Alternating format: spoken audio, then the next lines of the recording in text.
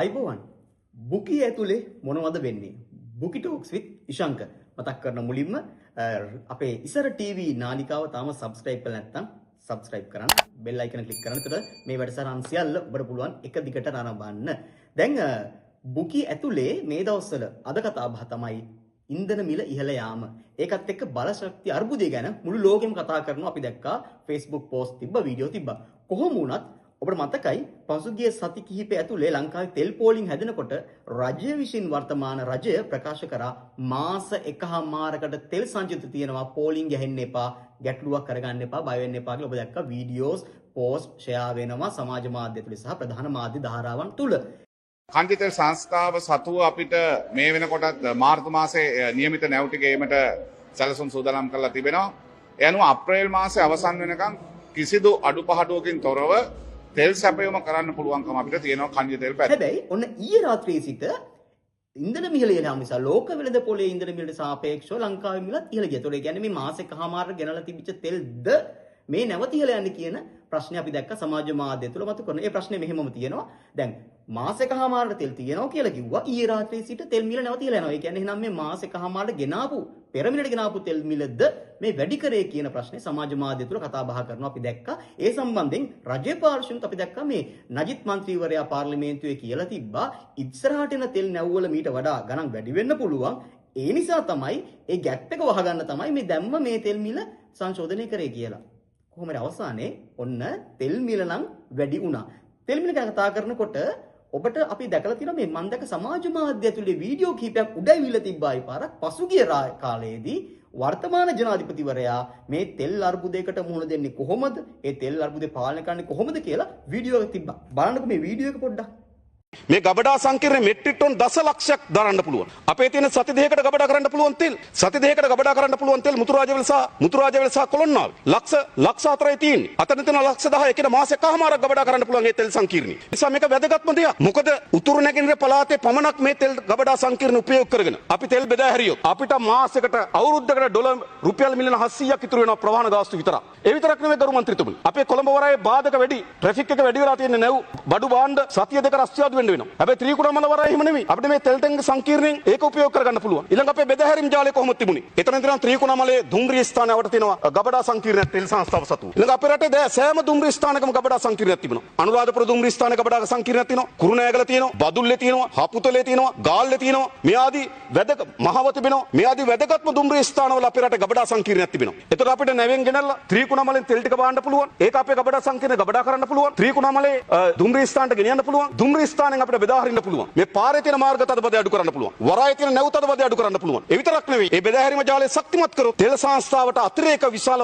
වියදම් අවම කරගන්න පුළුවන්. අපි කෝච්චියෙන් තව අපිට ගියා අපිට මතකයි පොඩි කාලේ තෙල් කෝච්චි කියලා කෝච්චියක් තිබ්බා. ඒකට අපි කිව්වා තෙල් කෝච්චිය කියලා. දැන් එහෙම කෝච්චි තියෙනවද? මොකද්ද මේ සිද්ධ වෙලා තිබෙන්නේ? ඒ නිසා මම හිතනවා අවුරුදු 42ක් අපේ ආර්ථික ගමනේ විනාශකාරීතම අත්දැකීම අපිට තෙල් සංස්ථාවෙන් පෙන්눔 කරමින් තිබෙනවා. කරන විදිහත් කිව්වා, කරන්න ඕන ක්‍රමෙත් කිව්වා. හැබැයි ඉතින් ආණ්ඩුව නම් ඒගොල්ලොන්ගේ ජනාධිපතිවරයා එතුමා ඇමතිවරු එතුමාලගේ ආණ්ඩුව ඒගොල්ලොන්ගේ. ඒ නිසා ඉතින් මේ ටික කරන්න පුළුවන් නේ. ඉතින් මේ ටික අවුරුද්දයි මාස 6ක් ඇතුලේ කරන්න බැරි වුණාද කියලා තමයි සමාජ මාධ්‍ය ඇතුලේ අහන්නේ. මේ පෝස්ට් යටින් කමෙන්ට් එක කිව්වම ඔන්න ඔය කමෙන්ට්ස් අපි දැක්කද මෙච්චර කාලයක් වුණා. ඇයි කරේ නැත්තේ එහෙනම් කියලා. එහෙම කරා නම් අද වෙනකොට අපි යම්කිසි ප්‍රමාණයක් ඔය කී විදිහට තෙල් ටික ගබඩා කරන්න පුළුවන්කම තිබ්බනේ. එහෙනම් පරණ මිලට දෙන්න තිබ්බනේ නේද? කොහොම වුණත් ඊළඟට දැන් මේ පසුගිය ආණ්ඩු කාලේ සෑම ආණ්ඩු කාලයකදීම අසීමිත බදු ගැහුව නිසා තමයි මේ තෙල් මිල වැඩි වෙලා තියෙන්නේ. ඒ බදු අඩු කරොත් බදු සහනේ ජනතාවට දෙන්න පුළුවන් කියලා කිව්වා. ඒකට අපිට මතකයි කිව්වා කාගේද කාංචනට කමිෂන් එකක් යනවා, අරයට කමිෂන් යනවා. ඒ නිසා තමයි මේ තෙල් මිල වැඩි කරලා තියෙන්නේ. වරායෙන් බාන්නේ මෙච්චරයි. මේ මිල දෙන්න පුළුවන් කියලාත් අපි දැක්ක වීඩියෝ පට තිබ්බා. ඒ කාලේ වර්තමාන රජයේ බොහෝ දෙනා කතා බහ කරන වීඩියෝ පට අපි තිබ්බා.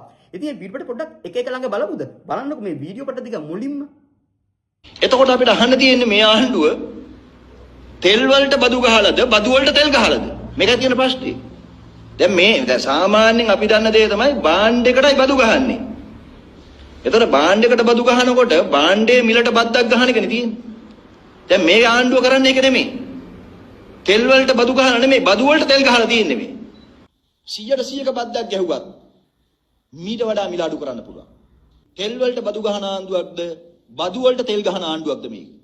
අපි කියන්නේ මේක සාමාන්‍ය තත්ත්වයක් යටතේ ජන ජීවිතේ හොඳට ගත කරනවා නම් මිනිස්සු ආදායම උපදලා ආණ්ඩුවට බදු ගෙවන්න ආණ්ඩුව බදු මිල වැඩි කරනකොට ඒක දරා ගන්න පුළුවන් ආර්ථිකයක් ඇතුළේ නම් මේකට සාධාරණ තර්කයක් තියෙනවා. හැබැයි මේ එහෙම නෙමෙයි. මම ආයෙත් කියන්නේ තෙල් ගේනකොට ලාභයි ඒගොල්ලන්ට. තෙල් ගේනකොට කොමිෂන් එනවා. එන්න හැම නමකම කෝටි ප්‍රකෝටි ගණන් ගහනවා ඒගොල්ලෝ. අද අපේ රටේ පුරවැසියන් මේ තෙල් වලට ගෙවන්නේ නොගෙවිය යුතු බිලක්, නොගෙවිය යුතු ගාණක්. අන්න අපි ජාතික ජන බලවේගයේ ආණ්ඩුවක් ඔබගේ තෙල් මිලත් ඔබගේ විදුලි බිලත් අඩු කරන සලස්මක් එක්ක තමයි අපි ඇවිල්ලා තියෙන්නේ. තෙල් මිල අඩු කරන්න බැරිද? පුළුවන්. පෙට්‍රල් 92 ලීටරයක් ගොඩබාන මිල රුපියල් 97.70. ආණ්ඩුව ඍජුව බද්දක් ගහනවා රුපියල් 39.33ක. පෙට්‍රල් 95 ලීටරයකට ගොඩබාන මිල 99.79යි. ආණ්ඩුව ඍජු බද්දක් ගහනවා රුපියල් 60.48ක්. දැන් මේ තෙල් මිල අඩු කරන්න බැහැ කියන කතාව කොහොමද පිළිගන්නේ? මේක පට්ටපල් බොරුව.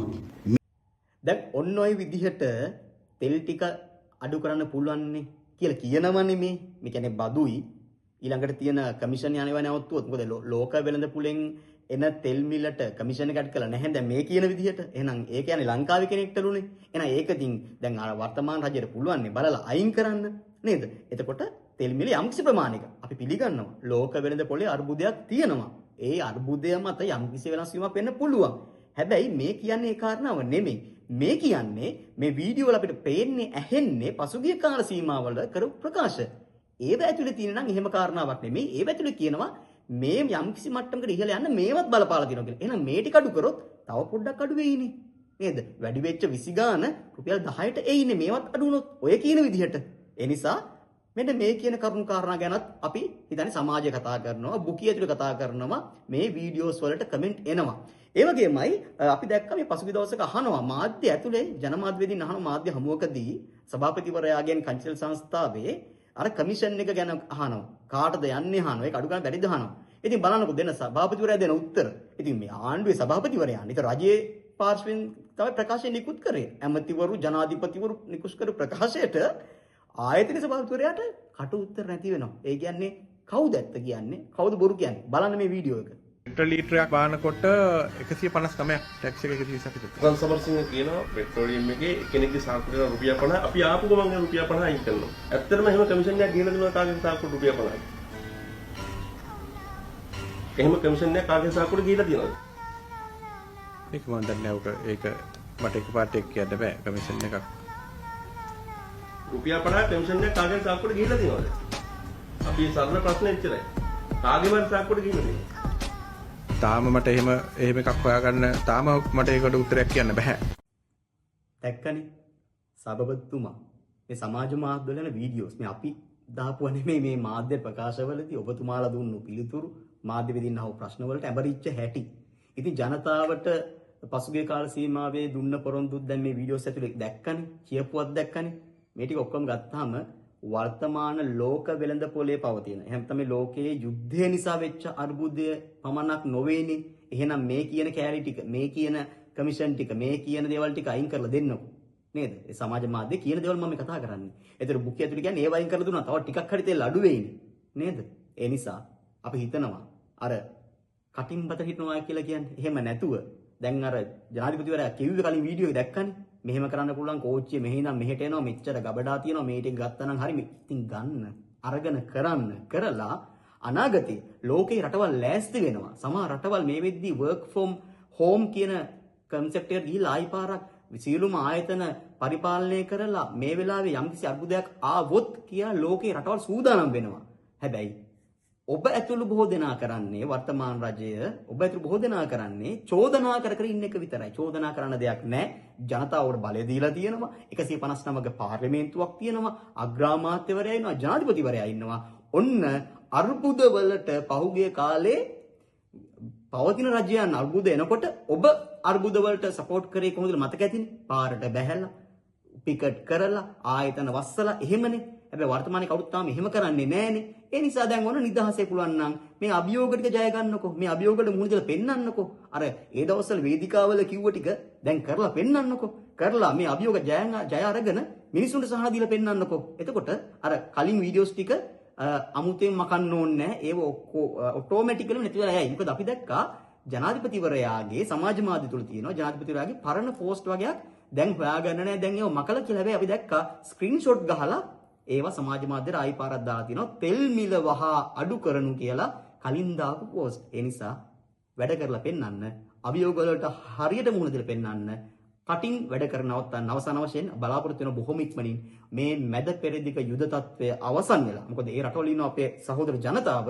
ඒගොල්ලෝගේ ආර්ථිකය ශක්තිමත් වෙන්නේ ඒ දේවල් නැති වුණොත්. ඒ නිසා අපි විශ්වාස කරනවා බොහොම ඉක්මනින් මේ තත්ත්වය සමනටපත් වෙලා හැමදෙනාම සහනයක් ලැබෙවි කියලා. ආයි පාරක් ඉසර TV YouTube නාලිකාව මතකතුව subscribe කරන්න, bell icon එක click කරන් යන්න. එහෙනම් බුකියේ talks එක හම්බෙමු ඊළඟ වීඩියෝ එකෙන්.